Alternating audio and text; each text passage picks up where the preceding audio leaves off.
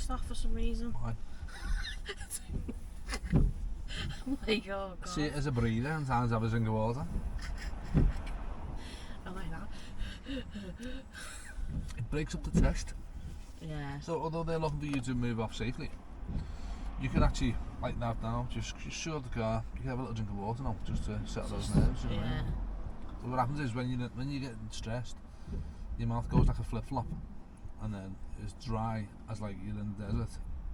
But by stopping and having a drink of water, it stops you getting Just like that. yeah. Think about it. A refresh. So then you start thinking about your fucking sand mouth that you've got. Right, so we're going to follow the road round, Yeah. that way. Then we're going right into dual carriageway, yeah. Okay.